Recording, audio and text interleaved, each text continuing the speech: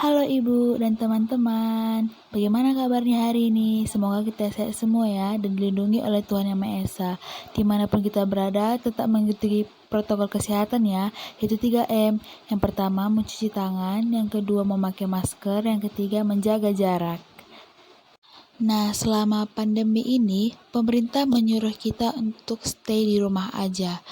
Pasti bosan bukan di rumah terus? Nah, sekarang Bidan Elma mengajak teman-teman untuk mempelajari kesehatan dan kehamilan. Yuk, kita tonton videonya dan kita simak baik-baik. Halo teman-teman, perkenalkan nama saya Malvina Berginting, NIM saya 0220-214. Di sini saya akan mengedukasikan, memberitahukan, dan memaparkan tentang kesehatan dan kehamilan. Pertama itu, pantau berat badan. Kelebihan dan kekurangan berat badan dapat mempengaruhi kesuburan wanita loh.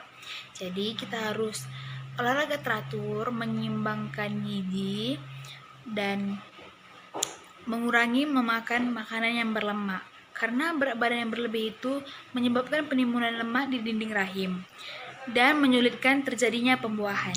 Banyak bertanya tentang perlukah mengonsumsi suplemen gitu kan.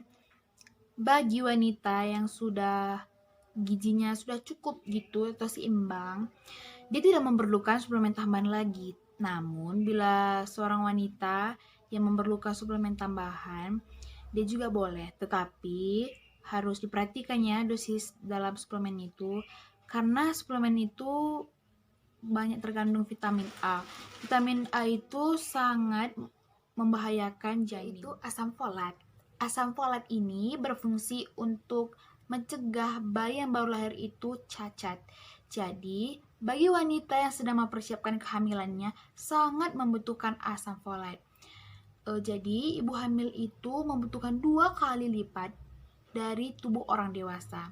Tubuh orang dewasa itu membutuhkan asam folat sebanyak 400 mikrogram per hari, sedangkan ibu hamil membutuhkan 800 mikrogram per hari. Keempat yaitu penggunaan obat. Bagi wanita-wanita yang sedang menggunakan atau sedang memakai obat-obatan, konsultasikan dulu ya obatnya ke dokter sebelum merencanakan kehamilan, karena beberapa obat itu sifatnya itu menurunkan tingkat kesuburan. Kelima itu hindari stres.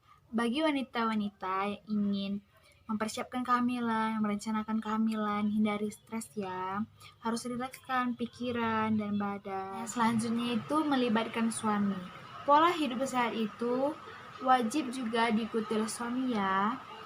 Jadi, hal-hal yang harus diperhatikan untuk menjaga kesehatan laki-laki yaitu menghindari stres, mengurangi kafein, menggunakan celana dalam yang longgar, terus menjauhi lingkungan kerja yang berbahaya karena banyak beberapa bahan kimia yang mempengaruhi kualitas sperma. Tubuh yang rileks. Tubuh yang rileks dan pikiran yang tenang penting bagi pasutri yang merencanakan kehamilan.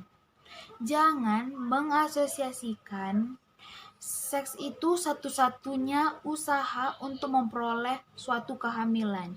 Itu membuat atau menimbulkan tekanan dan pikiran menjadi terganggu.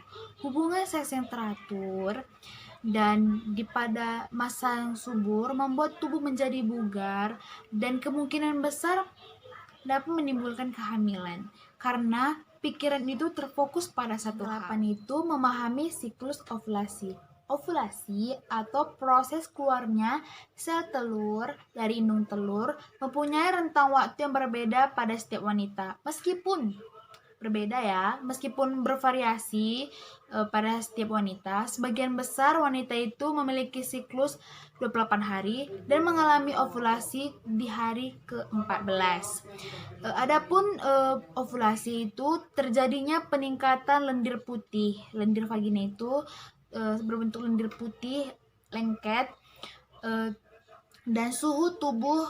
Nah, lanjut ke tanda-tanda kehamilan.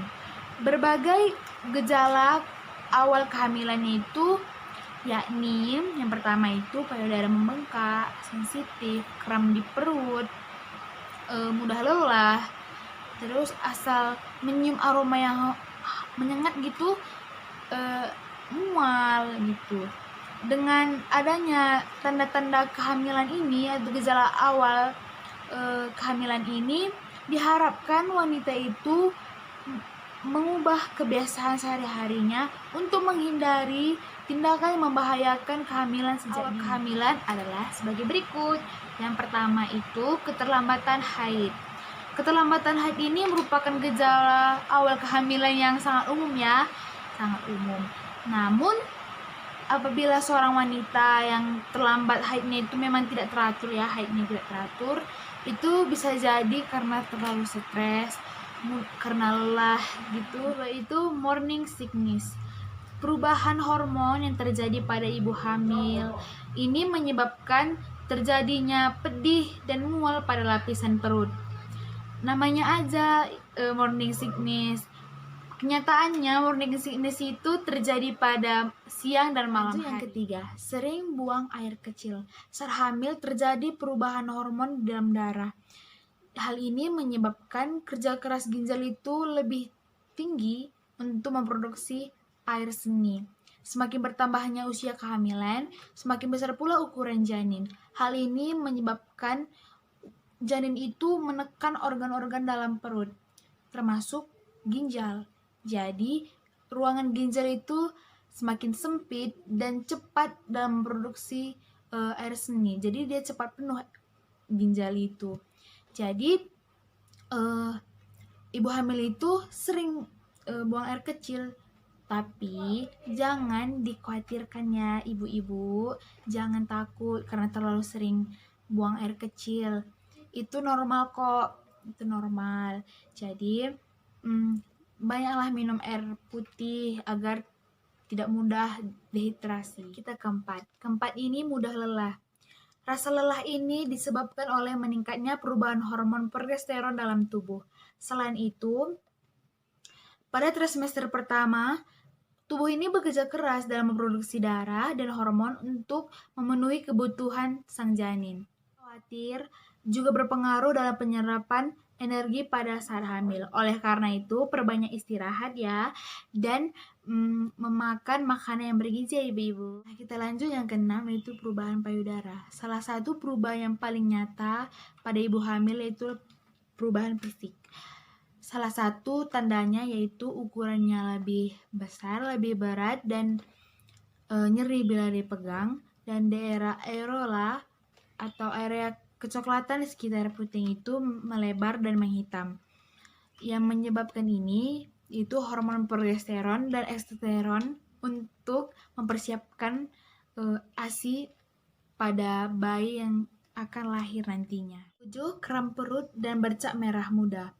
Antara 3-4 minggu pada ibu hamil timbullah flek. Flek ini diakibatkan oleh sel telur yang dibuahi di dalam rahim atau implementasi. Yang terakhir, dan pada umumnya yang dilakukan pada ibu hamil untuk mengecek kehamilan yaitu tes pack darah dan tes pack urin. Itu terbagi dua ya, tes pack darah sama tes pack urin. Ini dilakukan untuk mengecek suatu kehamilan. Demikianlah edukasi saya tentang kesehatan dan kehamilan, mengubah gaya hidup sehat, dan tanda-tanda awal kehamilan. Semoga ini bermanfaat untuk teman-teman, ibu-ibu di luar sana. Jika ada kesalahan kata atau sikap yang tidak berkenan kepada hati teman-teman, ibu-ibu di luar sana, mohon dimaafkan ya, mohon dimaklumi. Sekian dan terima kasih. Sampai jumpa kembali. Salam sehat.